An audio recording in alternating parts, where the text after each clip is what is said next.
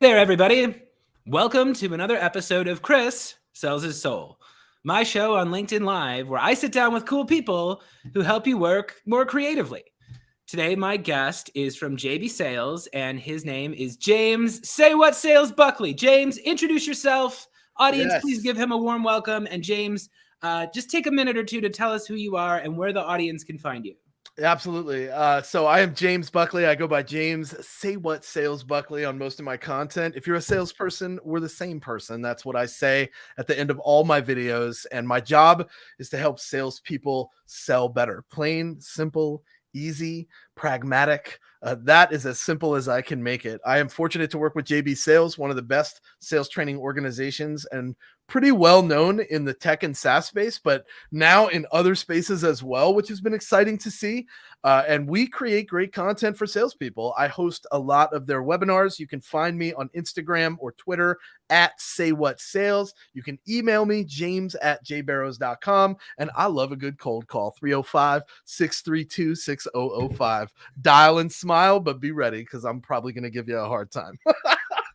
Oh man, that is I actually want to do that because I'm doing this whole video thing now. I'm a pretty good cold caller too, so kind of want to dust off those skills. But I want to set the stage here for the audience for what they're about to see. So commenters, let us know you're here. We want comments. Yeah, put where you're tuning in from in the chat. I'm always interested to see what cities are in here because I traveled a lot prior to COVID, and I love seeing all the cities that I used to visit. Yeah, throw information down there, talk throughout the episode, ask questions. We'll be taking your questions. StreamYard also has the ability for me to broadcast comments now, so I can actually throw your comment up on the screen. So if you ask a question, say what, John Scott. What? I love that. So yeah, and here I'm going to set the scene for the audience too. So if you're in sales, there's a lot of old advice. There's a lot of outdated advice. There's a lot of processes that were made years ago that are very frustrating. It's an industry where there's a lot of turnover. True. And there is this whole underground movement in sales that most people don't know about. And James is part of that. I consider myself a part of this. You have groups like Bravado, which is Ross Pomerantz, corporate bro. He's connecting salespeople with one another. Yep. And you've got Dale Dupree. He's got the Rebels. They have their own thing. You've got John Barrows and JB Sales. And you've got these different emerging camps of thought that we have to do sales in a different way. It has to be more personal. And I think it's equal parts something new, right? It's evolving into something we've never seen before, but also it's kind of turning back the clock, and it's also going to a more bygone time where people, you can introduce yourself to people. The walls are down. I think of it like, you could walk into a building now and just shake someone's hand and be like, I'm Chris Bogue, damn glad to meet you. And I could just introduce myself to the head of a company because that's the technological world we're in. So, James, I'm curious, you do a lot of video. Can you just start by telling me about like, what role does video play in your career? And also like, what are some of the things that JB Sales is doing with video? Yeah, so I think video is probably most of my focus when it comes to outreach and response and working my sales cycle. I try to use video as often as possible. If I can respond with a video, I most likely will. And I do it in lots of ways. Sometimes it's my Sony a6000 with my 25mm lens, which is what I'm using for this production. Sometimes I'm quite literally just holding my iPhone in front of my face. Shout out to the Android aliens out there. You can do this with your Android as well. And I'm sending that in a DM on LinkedIn direct message, or I'm sending it to somebody's cell phone who I'm already connected with. Don't be sending cold videos to cell phones. But video, if I can default there, I typically do. And I find that I get the most engagement from there. And I find also that it takes a shorter amount of time to get my message across.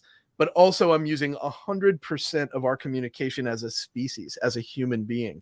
And that's why the reply rates are what they are. They're upwards of 40 and 45% sometimes. And that's just because we're using all of our communication skills. My body language is complementary to the words that are coming out of my mouth. My tones are attractive and make you want to feel more engaged.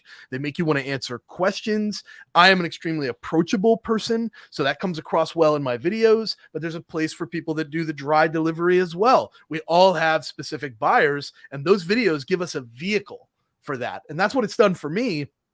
And my pipeline has never been healthier as a result of video coming into the picture and me being this boisterous person that draws people into my direction. I don't have to chase it as hard. Yeah. Well, so we got a question here. So John asks here, I'm going to put this up on the screen. So I know John is a coach, and he says that he's not found a lot of people in the coaching space responsive to prospecting videos. And there's actually, I noticed that there's a huge learning curve. There's definitely like a hump that people have to get over. I got over this hump too, where it took me too long to make videos. I wasn't getting good response rates. They weren't reacting the way how I do it. So, James, did you experience that sort of learning curve too? Did you have to go through a process of getting to the level of where you're at today? I did. I think we all do. Sometimes I spoke too fast when I first started with video. Sometimes I didn't speak fast, but what I was saying got jumbled up and my message was confusing. It takes some time. I like to throw out some formulas that I have for this, and I give this out freely. Morgan J. Ingram will give this formula out almost every time we talk about video, but this is a great formula to follow if you're getting into video now. 10, 30, 10. 10 seconds on your opener, 30 seconds on your value proposition or the reason you're calling or reaching out to somebody, and then 10 seconds on your call to action. That's 50 seconds. It's less than a minute. So if you work on that in the mirror and really adopt it as your own and try to get that formula down, it helps to deliver video more effectively, more steady, and more consistently, and it becomes a second nature. And once that happens, you can play with it and make it something that you feel really excited about sending to somebody, and that just ups the engagement even more. Once again, it took me time to develop my flow for what 1 minute looks like with James Buckley on video. Now that I've got it down, I don't even need to prep for these things. I just light my phone up and put my video out there. But that's not the same, right? Putting video out there for prospecting and doing video for the purpose of putting it on social media might have different purposes. But when it comes to delivery, that's the thing that takes time. Consistency, confidence, what you're saying makes sense and is relevant to what the topic is. That's the stuff that takes time to dial in. 10, 30, 10, John. Yes, absolutely. Learning curve. If you practice that, it will help. There's another formula that I use. It's a little bit more complicated, but it's important that you get it. C plus P cubed, or P to the third power, equals S for success. In all of your videos, your outreach, no matter what your channel is, no matter what your vehicle is, you need to be courteous, professional, persistent, and patient. And if you are those things, it's very difficult to ignore you. Okay, so I have a couple questions. I will say one thing though, and this is, I ended up on video by accident. Right? You liar. No, I was not. I was like a lot of people where I was struggling to get on video, and my sales job forced me to. I was working in higher education sales. I was selling to PhDs and I was selling to school administrators. And the three best ways to get professors were call their office phone, visit them on campus, or visit them at an educational conference. Yeah, office hours. All three of those disappeared.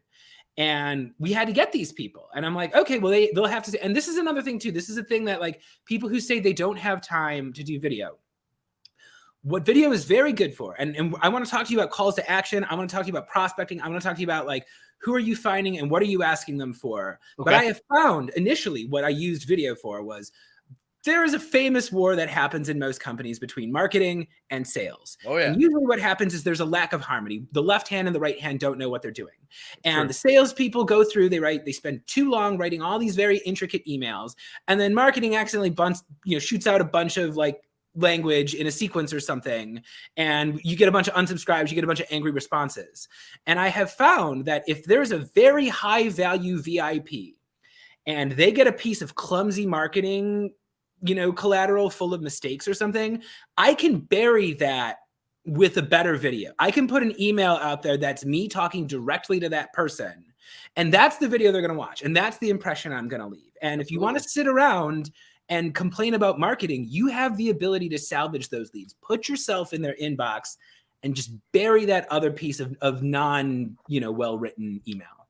I'll tack on to that and say that it also is a fact that the best sellers understand the value of good marketing. Mm-hmm. They understand why they should be their own mini marketers. Mm-hmm. And in my experience, the best marketers understand it's their role when it comes to sales. Mm-hmm. And they know how to work with sales to get the most out of all the collateral they create. But 90% of the sales reps out there typically don't leverage marketing collateral the way that they should.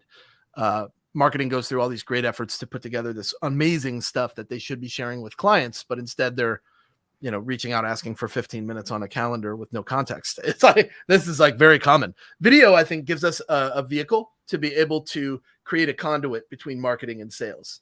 And once we can dial that in, I think marketing becomes much more supportive of sales messaging. And I think sales becomes much more supportive of leveraging the value that marketing can deliver for them. But until they figure out that conduit and how it can work to the advantage of your customers and prospects, it is quite the war internally. One that historically is one of the most difficult things to align in a company as it grows, for sure.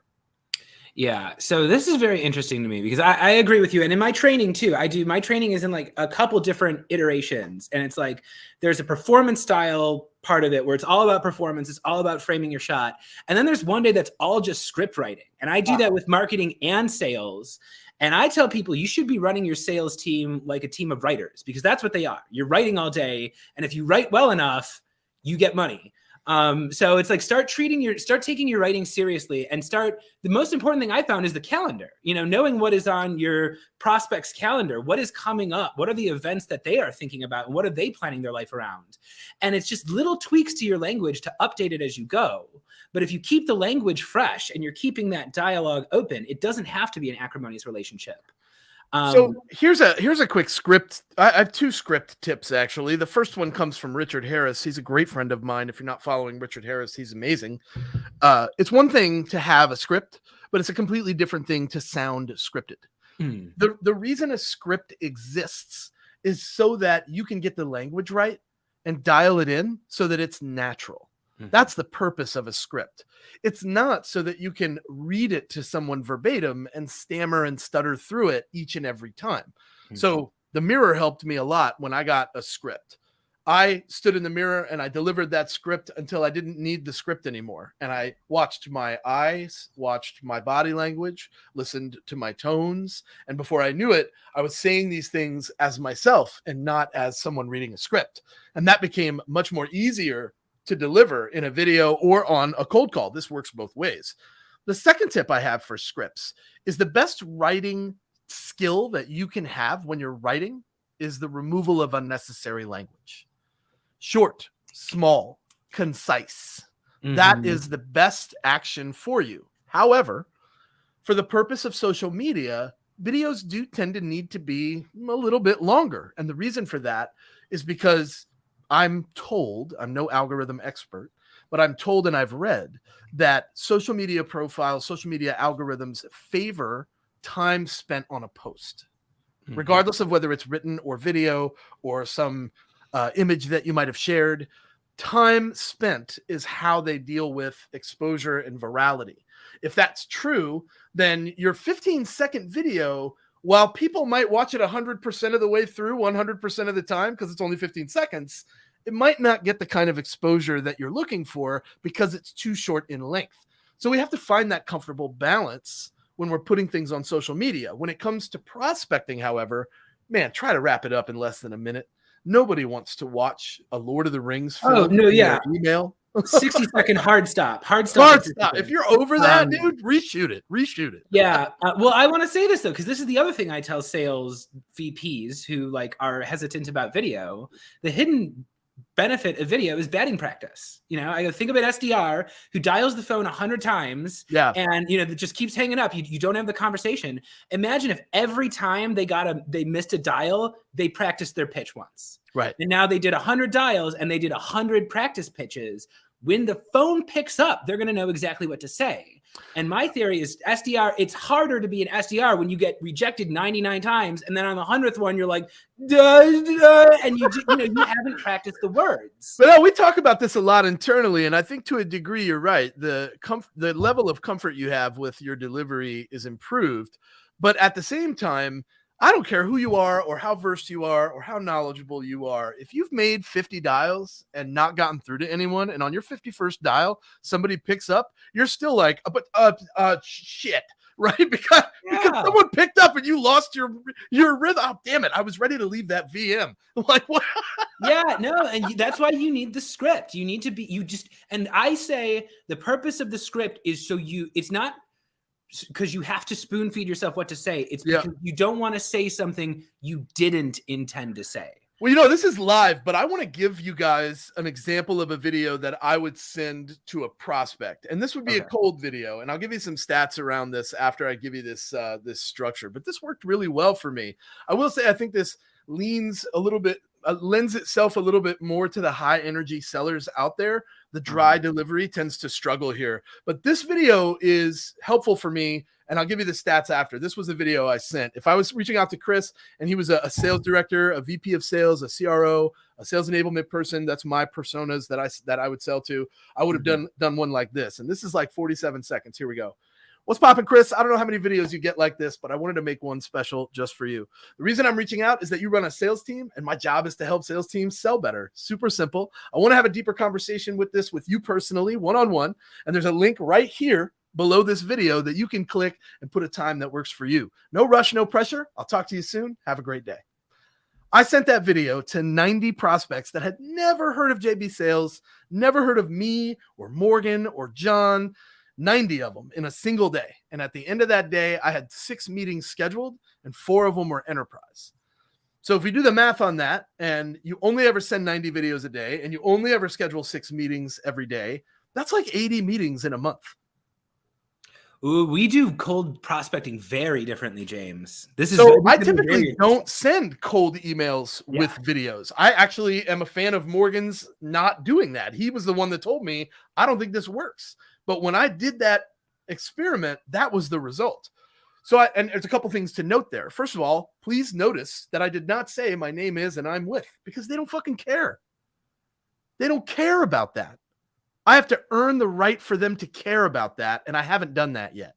Mm-hmm. They care about why I'm calling them. I'm reaching out to them because they do this job, and I help people like them. Mm-hmm. Not only do I help them, I help their people, which is kind of what they're paid to do. Interesting. Because we were getting comments about this right now, like, how do you send a cold prospecting video that gets results? And the answer that I found is, one, LinkedIn works a lot better than Gmail. And if I am going to send a video to a stranger, it is going to be a very soft call to action. I'm usually not leaving a calendar invite. And like, here's an example of one that I reached out to, right? I'm pitching this one company and, they've got multiple founders there, right? And I'm like, hey, I'm reaching out to you because you're 2 founders, one Shark Tank, and your other founder is a TEDx speaker. And I don't see any videos of you on LinkedIn. And I have no idea why that is, other than you probably just don't have a process. So here's something I'd like you to consider. And I lay out a little bit of the benefit and I say, if you are interested in having a chat with me, respond with anything. Shoot me a thumbs up and I'll send you some times. And if this is not up your alley, shoot me a thumbs down. And I'm an old school sales guy, so I know I'm going to leave that soft one there. And in 2 days, I'm going to follow up with them. I'm going to call them. I'm going to email them. I'm going to message them. And now it's not, can I give you my pitch? Are you going to give me your business? It's, what did you think of that video? What did you think of that idea? Have you ever thought of putting more videos out there? And oftentimes I'll do 5 a day. If I'm going to do emails out to prospects, I do 5 videos a day and I do them in one sitting. I sit there, I just do them back to back to back. I throw them on Premiere, I chop them up. It takes me less than a half hour. And oftentimes that approach, I will get 5 conversations and maybe they're not all jumping in the boat, but I had one guy. So this is a very recent example. This is a guy I just closed. I sent him a video. I pitched him. He said, no, thanks, but I'm interested in your style. Come join this networking group. So I joined the networking group. I got a client out of that. And then the original guy, a month and a half later, signs up anyways, because I planted that seed. And instead of saying, hey, give me your business, give me your demos now, I need it. I just said, here's something I'd like you to think about. Even if you don't go forward with this, like, I love having you in my network. Keep posting awesome stuff. And like, I hope we stay in touch. And because I had the patience to plant that seed and show that value over the course of a little bit of time, I closed it. But if I just sent a really aggressive email or really pushy anything right in the beginning, they probably just would have put me on mute and stopped, being open to me.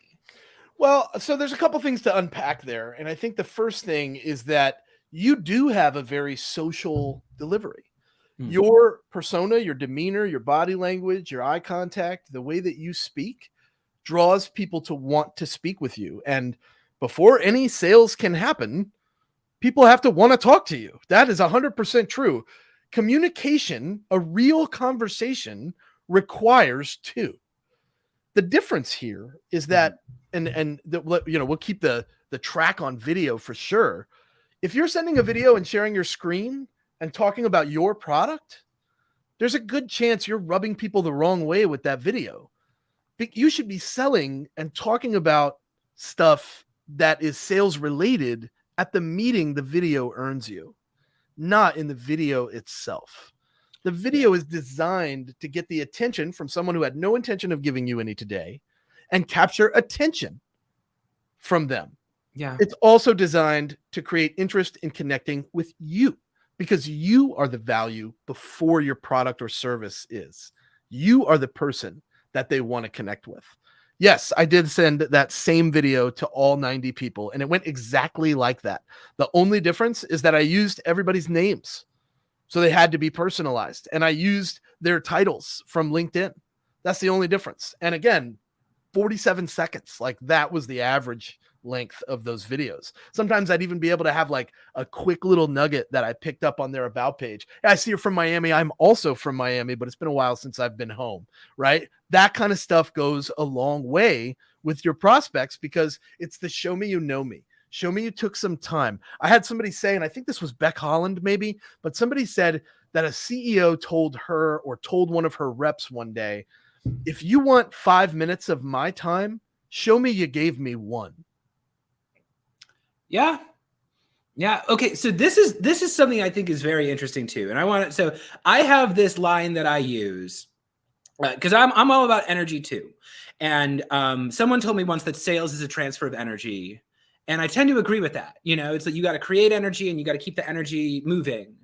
But yeah, one thing that I encourage reps to do, especially if you're using Gong, or if you're recording your Zoom meetings, or your bosses are tracking your conversations, if it fails, if you try to close a deal, if you try to pitch somebody and it fails, and you have to be in the position to go pitch them again several months later, go back in time and see which energy they said no to, right? So I say, like, figure out which one of you is Batman. Some people come to me and they're like, I'm building a company. I don't know how to build my sales process. I'm not confident on camera. I don't think for Batman. This is the second time you brought up Batman. Yeah, they want Batman to come in there and fix it for them. And in that case, I'm selling them confidence, right? I'm selling them, hey, you don't have to worry about this. You're going to feel good about what you're doing. We're going to have a process that you're confident in, and I'm going to help you out because I understand this, right? If I'm selling to a CEO, Batman is a CEO, he doesn't need confidence, right? So if I go in there selling confidence, he's going to be like, fuck this guy, because he doesn't need that. If it's a CEO, I have to decide, am I Robin or am I Alfred? Yeah. Because if I'm Robin, the pitch is like this. It's like, hey, you're supposed to be fighting the Joker, right?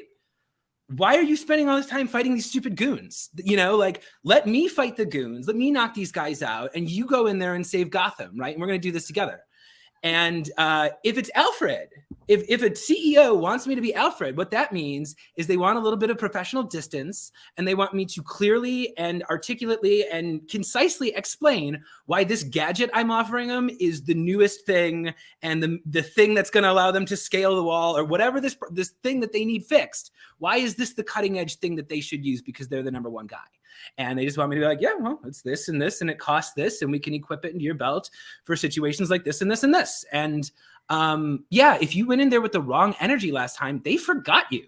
Come in there as a different person. If you were bringing desperate energy, bring some calmness in. If you were too urgent, bring some fun in.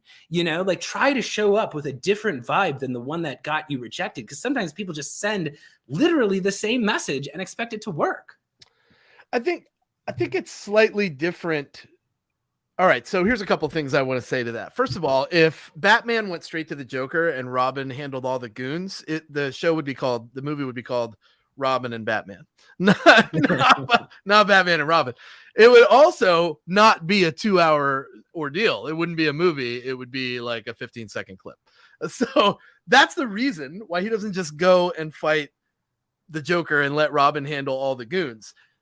in the same context of using video for business / sales, what I'll say is we have to draw that out too. Just because shorter videos have better exposure doesn't mean that we should ignore the fact that we should be packing as much value into that message as possible.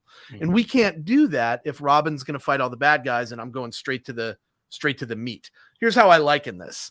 That is the difference between going to someone and saying, I read your profile and it looks like you care about this. And those are the people I help. People like you tell me they struggle with X. They use R this to get that, right? That part of it is the part of it that's the thing that matters most to them.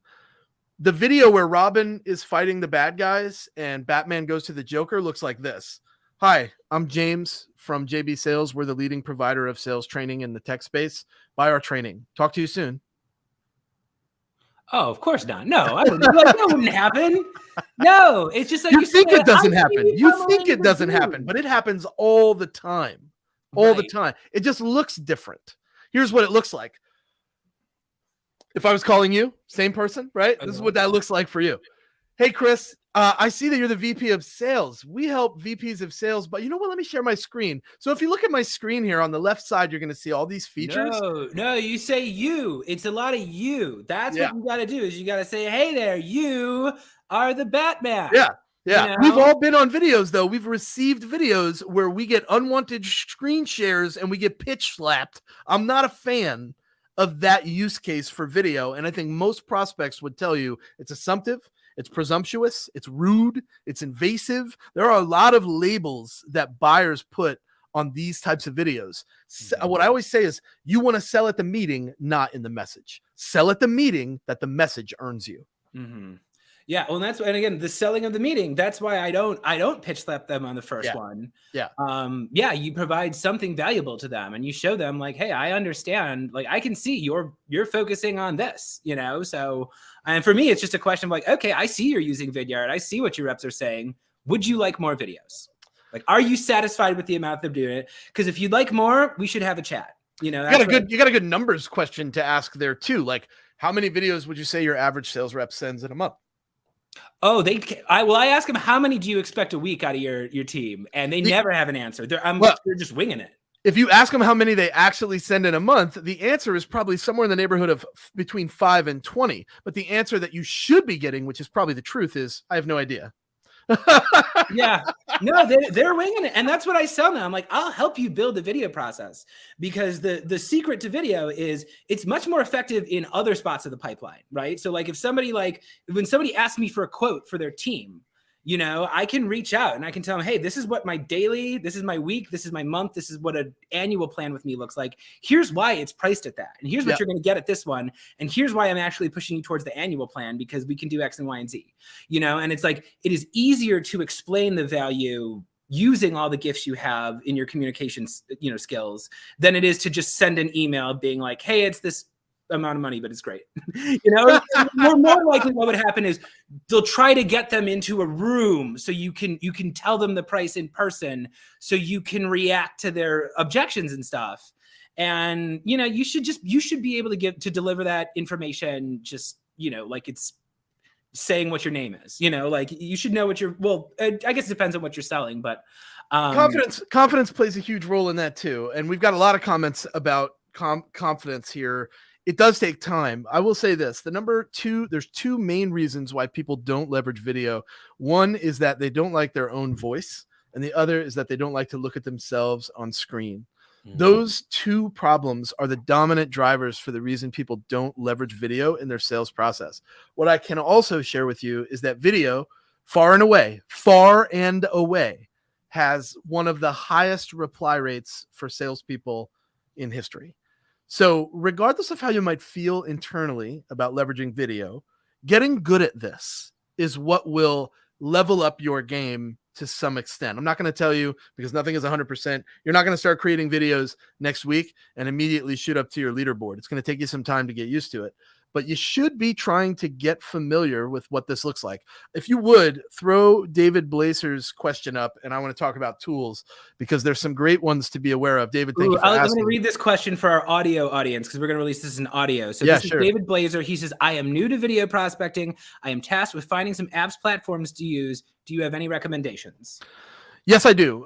So first of all, I am a Vidyard user. That is my preferred platform. I've tried most video platforms out there, some that are obscure and you probably never heard of. Human to human. Elizabeth said it right there. Forget B2B and B2C. It's H to H. I love that.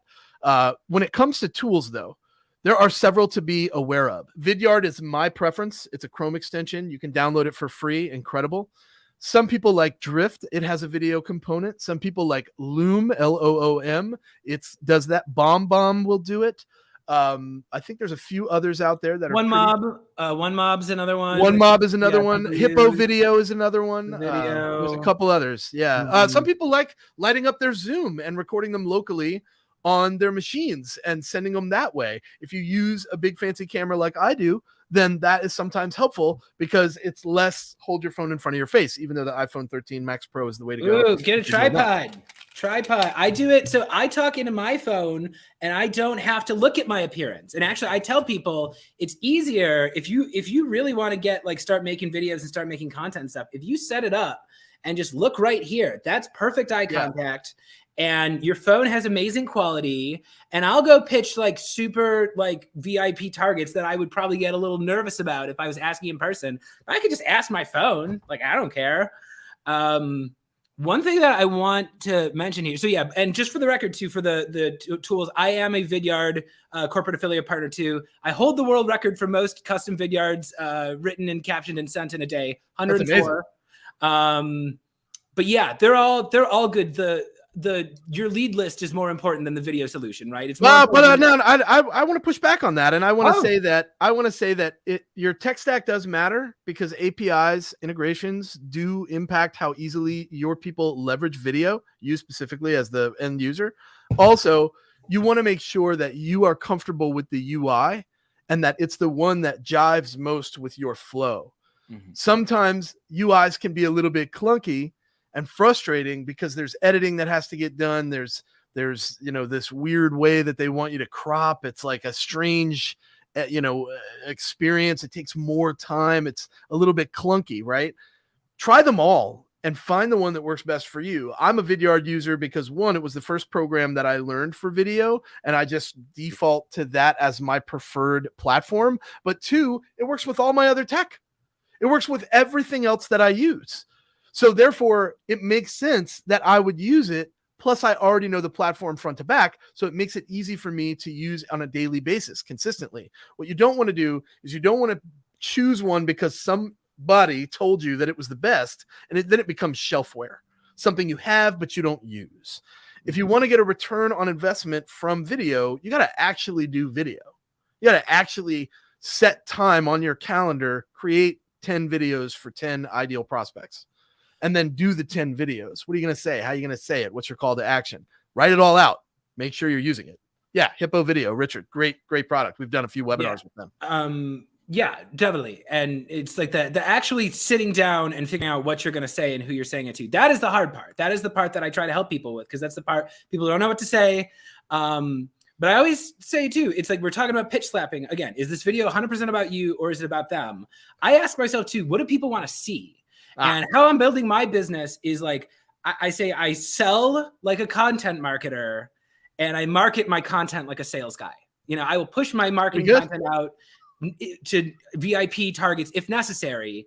And I create fun content specifically for my sales strategy. And one secret that nobody takes advantage of on video in sales team that they all should is your customer success team. And everybody loves a duo. Even the people in the audience here right now, the people who are watching this conversation right now they're like, oh, I like James. I like Chris. What are they like together? And electric, y'all. Electric. Yes, we got way too much energy. People can't take us. But some people can. We got sales guy energy. But customer success teams are usually staffed with very young, very charismatic, very emotionally intelligent people who put a lot of effort into maintaining relationships and making customers happy and getting renewals and getting referrals. And they're probably in their 20s. A lot of them are younger, which means they're already on TikTok and they already know how to do straight to camera stuff. And you can play good cop, bad cop. You know, one of the little hacks I used to do is I used to pretend that my customer success manager was my boss when I was in higher education, because that was how I got people to show up to my meetings. We'd go to the next step and I'd say, okay, you're going to meet Grace. She's fantastic. She's the best on the team. I am not booking this time with you unless you are serious about taking the next step, because we can't cancel it. She is booked up. She's in demand. But if you're ready for her, like, she is going to do amazing things with you guys. Yeah. You know, and then they would get to her and they'd go to the meeting and I'd be treating her with all these deference and she'd be like, why are they acting? I'm like, oh, they think you're outranking me or something. Like, just go with it. But it's like, you could play with that. And it's like, you can play with yourself if that's a fun person, or if you're kind of a person who's not super animated, right? And you're kind of a little bit more monotone, but you know, your account manager is this social butterfly. Get them on there to do a video together, especially if you've got like a big meeting coming up, somebody's got to renew, somebody set a meeting 2 months ago and you want to make sure they show up. If you get the two of you being like, we're so excited to meet with you, we're going to be talking about this, we're very interested to hear about what you've been doing with blah, blah, blah, see you in 2 weeks or see you in a week or something. Like, that's just a different energy you can bring in there that they might enjoy. The energy factor is huge, and we talk a lot about mirroring, and some people get this confused with being inauthentic. So when we talk about mirroring, I think it's important to note that, like, we can make a quick 5-minute stop on somebody's profile and we can make a few assumptions about the type of person they are, the type of language they respond to. So I always give this tip out. I think this is a strong tip for anybody in the room. You can look at somebody's profile picture, their about page, and their job description, and you can basically take those 3 sections and know what type of person you're about to reach out to. So if they have a really stern, serious look on their face, you need to come across very business oriented. But if they're like me, right? I'm probably not all that professional. You can be super cash with me. It's fine. The other one is the about page. What's their love language? How do they talk? What's the language they use? Math, decimal points, percentages, KPIs, metrics. You should probably talk like that. And then the job description will tell you what they actually care about, as long as they didn't copy and paste it from the LinkedIn company page. So if they did that, it's probably not very useful. But if they wrote out everything, man, imagine how much you know about the way this person thinks, talks, acts, just based on that quick 5-minute stop. Now, turn your Vidyard on, or your video platform of your choice on, and light that guy up. Yeah, I went through your profile. I saw a few things that really stood out to me. This, that, and the other. The reason I'm reaching out to you is, and fill the blank in. I want to have a conversation with you. I think it'd be a lot of fun and we'd learn a lot from each other. Here's that link. That video is extremely impactful. Even if it's not cold, if it's your 3rd, 4th attempt, and you're putting that video together in a quick 5-minute window, you're probably going to see more results because it's video, because this person is somewhat familiar with your name in their inbox, and because it's a standout item that they've got in their inbox. We talk a lot about the preview that they see. It's very, very important that you customize that first part of that email, especially if your video is attached, because when they scan their inbox and they look at that preview, it has to scream, I did this for you. If it doesn't, and it starts off with something like, I hope you're safe in these unprecedented times, that's a checkbox that gets the trash can afterwards. Yeah. Well, so I'm going to put this comment up here. So Darsha, she asked, so I think you said not to pitch your product in the video. Not sure what I'm supposed to say. Can you repeat that? I want to tackle this one first. Then I want to hear what you say, James. Go for it. I have three things I'm talking about. Maybe I'm talking about all 3. Maybe I'm talking about one of them. But if I'm making you a video because I want to do a sales call with you, I am talking about your goals, your values, or an elephant in the room problem that I know people in your industry are dealing with. And sometimes I'm mentioning all 3, but sometimes it's like, hey, when I reached out to James initially because I wanted to meet him, I was like, hey, I know you're transforming the way people do sales. Yeah. Anytime I meet someone who's a Dale Dupree fan, I'm like, hey, you're a rebel. You're trying to change things. I'm with you. I'm trying to do that too. Their values, if they're big on their value statement, I can just say, hey, I know this is important to you. I know as an organization, you prioritize this, and so do I. And this is why I think we should meet. And then that elephant in the room one, you got to be careful with it because you don't want to assume that you know somebody's problems. But again, if I'm training people to get on Vidyard, I'm training teams to make more efficient, a larger quantity of videos that are more strategic. I just say, hey, you know what? I know you use Vidyard. I know a lot of companies use Vidyard. I work with companies who want to do more Vidyard, or they want to have a more concrete process with proven results. So yeah, give that some thought. Either way, I love having you in my network. And, you know, you make it super simple where if they do want to have the meeting, all they have to do is click a button and they can talk to you. I think it might be Dorcia, but it's possible that it's Dorcia. So let us know if we're saying that right. Sorry about that, Dorcia. When you say I'm not sure what I'm supposed to say if I'm not pitching my product, what that tells me is when I call, I often talk about my product. And it's important that if you're going to send an email with a video or make a call or write an email that is text only, you're writing about them. Again, I feel like the reason people want to talk about their product is because they're in sales, and that's how selling happens. But we have to earn the right to talk about our product before we talk about our product. Mm-hmm. We can't assume that this person is in the brain space to hear about my product. My product is a priority for this person. It should matter to them at this very moment because it matters to me. We make all these assumptions, but instead we should be reaching out and saying, this is about you. The second pronunciation. So yeah, I was wrong. Sorry for mispronouncing your name. Yeah. I'm glad I got it right. I pride myself on getting their names right. And no, you won the name game. I owe you $50. That part is important for your videos, right? Well, I pitched a big CEO and I mispronounced his name and he was not happy. Yeah. So definitely, it's, you know, I try to be respectful. I am mortified. Sometimes the hard name, right? Like James is pretty straightforward, but Miranda Velacuta La Joya de Cadanal is a little bit harder to pronounce. Yeah, I do believe I called you Jams the first time, so I'm sorry about that, man.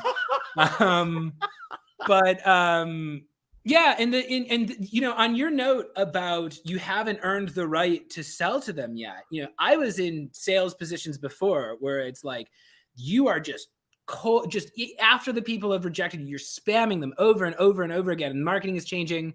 And I always say to myself, okay, is this person rejecting information from my company? Like, if they see my company, do they go, nah?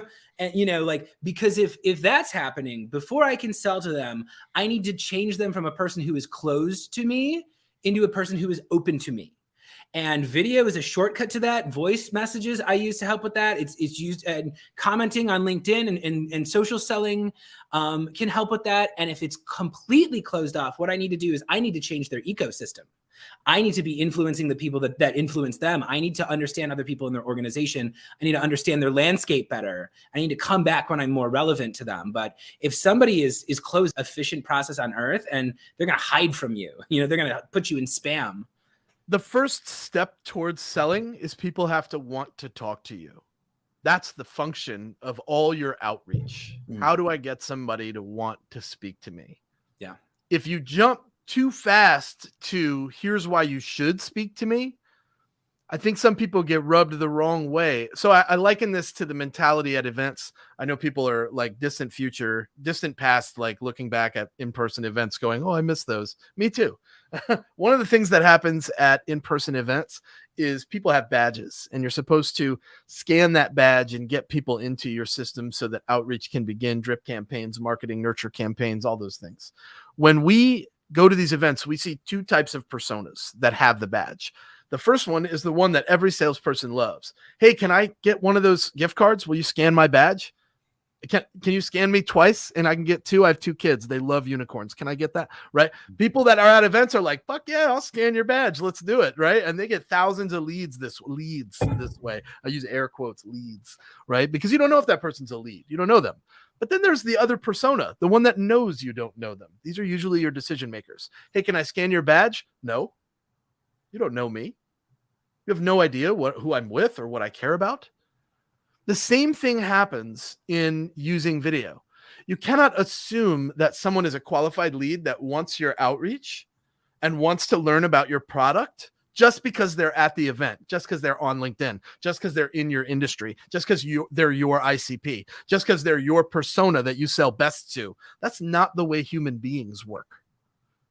Ooh, I do have, so that is 100% true. I do have a way that I use that to my advantage with my clients, though. If somebody hires me one-on-one, because I have found there is a school of thought that says if you ask for a video, That is what is Dave of Wonderly. That's his big thing. He asked for it. And if I ask a complete stranger, it's not going to work. But I'm helping this. I'm consulting with a company. They're in an industry that's pretty elite. It's a small group of people where everybody knows each other. It's very hard to get through to a decision maker. And the language we're having on this is basically like you reach out, and the thing to the gatekeeper is, hey, I need to talk to compliance about this. We're working with other people in here about, you know, blah, blah, blah. Or we're meeting with other people later this month, and we want to see if your compliance team, if it'd be relevant for them. And then if they can't go through them, we say, okay, well, what we do here at this company is if there is interest, our media team sends you over just like a 60-second video about what it does to gauge if it's something that's going to be relevant for you. So is this something you'd be interested in? And then you can have a conversation. If you get through to the person, okay, you know, you can do your discovery questions. You can dig in a little bit more. And now you've had a conversation with them. You've gotten some information about why you're relevant. And it's not a stranger showing up being like, watch my video. It's, hey, this is what I sent you based on that conversation. You said you wanted to hear a little bit more about this. And here's what I'm interested in learning about you. So here's my calendar. And why don't we just have a chat about it? And you know, hopefully I'll see you later this week, and you're done. Yeah, kind of invited, you know. Absolutely, and your casual approach there is a little bit more attractive than your hard push for a meeting, assuming someone should give a shit about what you're saying or what you do. What I'll also note there is that nobody is suggesting that you're going to send one video to somebody and they're going to be super amped to open it and then be like, "Oh my God, I've been waiting for this meeting my whole life." No one is suggesting this. So for those of you out there that are listening to this going, I'm going to start sending meetings in the meeting requests in the form of videos, and I'm going to set mad meetings. It's probably not going to happen that way. Take your time, slow, do 10, do 15, do 20, get good at it. Yeah, I say start with 5. Step on the gas. Start with 5. And this is a great sales question that one of my bosses taught me when I was earlier in my career. He says, what's your ceiling? What's your floor? Right? So maybe your ceiling's 10 and your floor is 5, right? So if you get 10, you can feel awesome. You can stop there and you can feel, I did amazing today. I hit my ceiling. And if you're not doing that great, you got to do 5. And if you do 5, don't beat yourself up, right? Because you got your 5. And if you're constantly crashing through your ceiling, you need to raise your ceiling and you need to raise your floor, you know. And if you start and your goals are too ambitious, you set your ceiling too high and you're falling through the floor. Okay, let's dial down your floor. You're going to do 3 a day, right? And now your ceiling is 5. And I like to have those numbers. And if you're a sales manager, this is a good question to ask your team. I feel like if your sales rep is saying, I'm going to go make videos, you say, what's your ceiling? What's your floor? And then at the end, when you want to check in, say, hey, did you hit your ceiling? Did you fall beneath the floor? And if it is, what happened? Did it take you too long? Did you not know what to say? Because managers can help with that. But you gotta get consistency in there. And like you said, it doesn't always work on the first try. And I keep telling people, like, you are planting the seed, anticipate that they're not going to immediately jump in the boat. And like this deal that I closed earlier this morning, I originally pitched somebody, I sent them a video, we had a demo, we had a meeting. They said, this is out of my price range, but maybe in the future I'll think about it. February, I'm rolling out a new thing where it's like a 90-minute session for $450. So I made a generic video. It took me a second. It's just me talking to the camera. But I've got a short list of people who took meetings with me. They were interested in the big package, but they were a little sticker shock. I just sent it to all of them being like, hey, new offering, low commitment. Shoot me a thumbs up if you want to chat. Got someone who jumped in right away, got a couple of thumbs ups. We're setting up the meetings. And I don't think I would have gotten that consideration if I didn't take the extra 10 to 20 minutes or whatever to like make sure they got a good video and make sure that it was going to be something they would care about and something that they would respond to emotionally, even if they didn't respond with immediately filling out the DocuSign.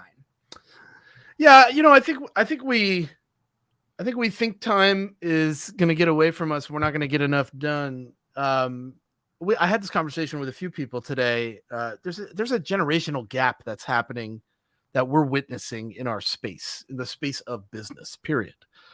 That generational gap is centered on volume versus quality.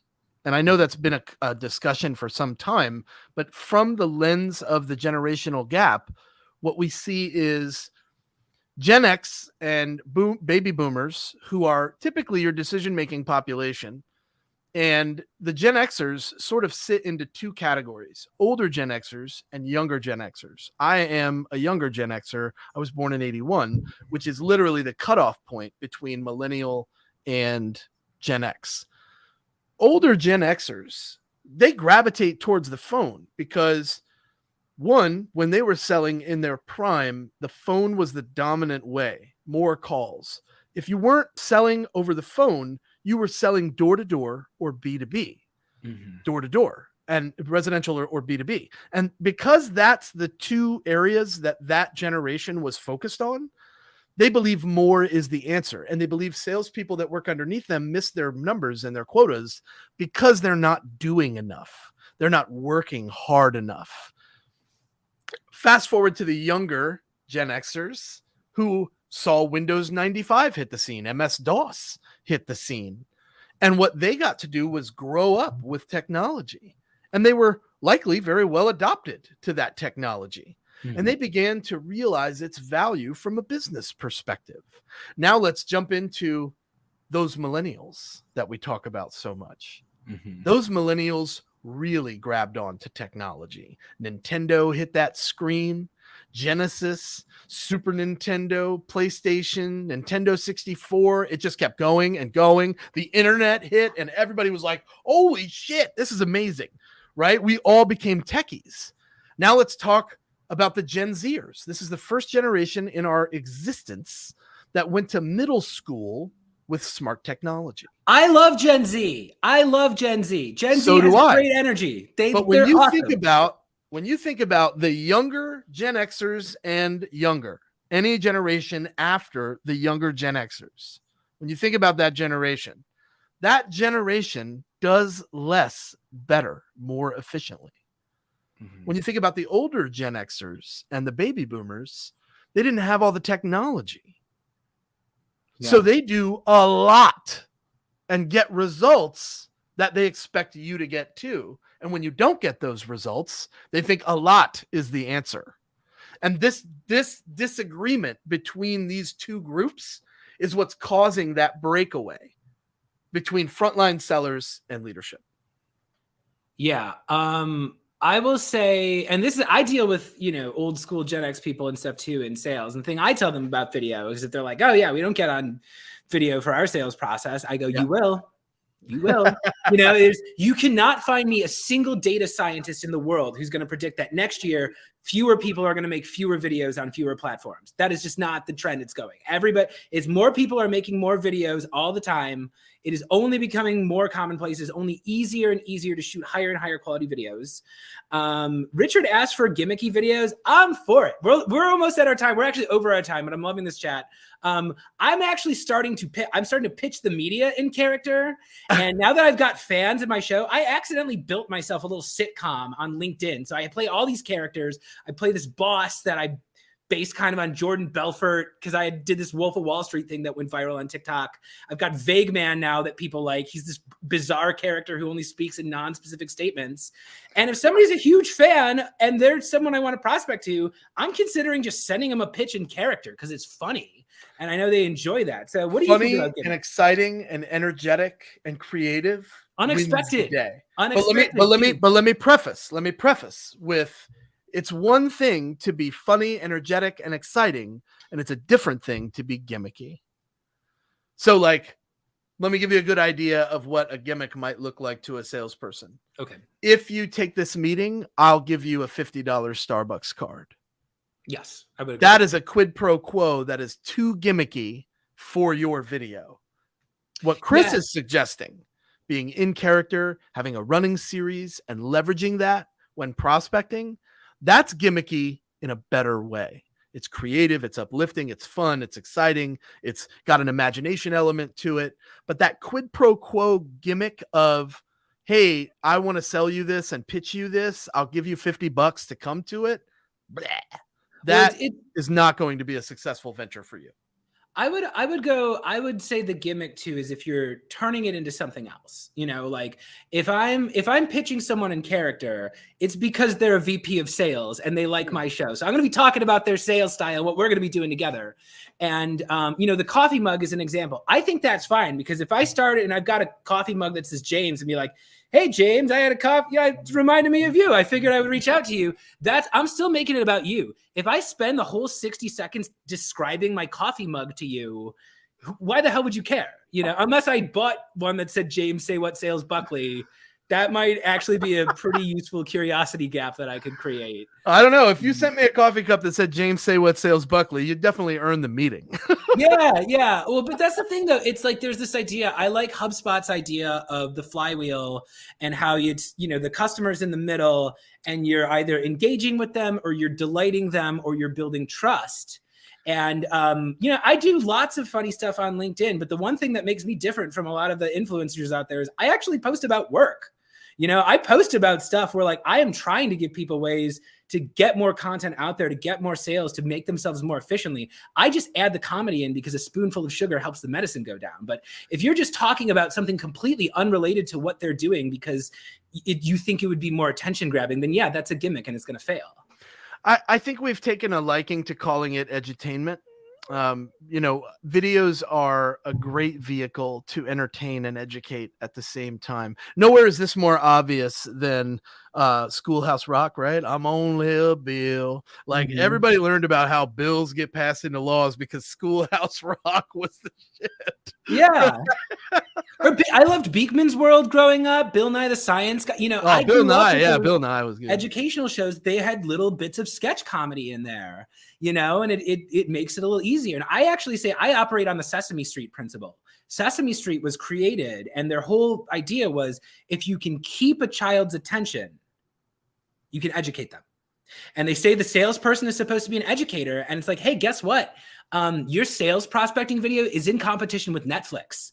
They might switch to the next app and now they're going to be watching their Netflix show. So yeah, if you have absolutely nothing that's engaging them, and I don't want people to think that they have to go out and take stand-up comedy classes or something, but honestly, it would help. But tipping your coffee cup at the camera and just saying, "Morning, James. I noticed your cup, figured I'd fill one up for myself. Let me just tell you why I'm reaching out to you." That is personalization. And that is, you are sitting, talking directly to them, and you don't need much more than that. And then the reason he's reaching out to me is the relevance. Both of those things together are massive for the impact that small, short video can have on somebody. And yes, most adults do have the attention span of a 5-year-old, but I will also say that most humans have a TikTok attention span. We only see things for 15 seconds. And if we're not engaged in that 15 seconds, we're not going to continue watching. And then the other side of the spectrum is we will go ahead and we will look at a video online and we think, oh my God, this looks so interesting. And then when we click it and we open the rest of it up, we look at the timeline. And when it's 8 minutes or more, we're like, fuck this, I'm out. And then we bail because that's too long for us to invest. And we're not that interested. Yeah, no, if you're a CEO, you don't have more than 15 seconds, like it's my job. I say you got to provide that. You got to do something in the first 3 seconds. That's my philosophy. And it's like, you have to go out there and earn it. And we are coming up to our time here. I could talk to you, James, forever, but I want to do one last round. I really do mean this. If you go into the underground sales scene and you talk to sales reps who are actually out there hitting their quotas and trying to figure out how to sell in this brave new work from home world, they talk about JB Sales. It is legit training. James, I'm going to give you one last chance to plug your training here and tell the audience where they can find you online.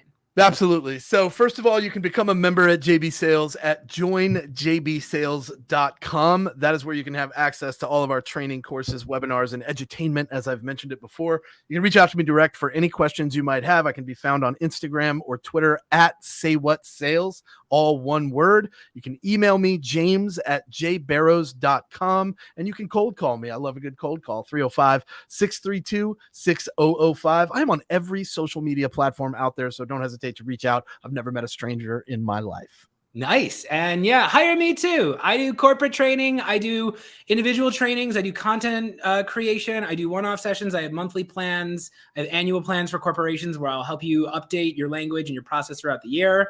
And yeah, just come talk to us. We're social butterflies. We'll talk to anybody on LinkedIn. We're nerds who talk about sales. James, Say What Sales Buckley, thank you so much for joining me today. My pleasure, my friend. Thank you for having me. And thank you, audience. Take care. And we'll be back next week with Todd Klauser to talk about TikTok and how to make funnier stuff that'll help your business. So see you soon on the next episode of Chris Sells His Soul.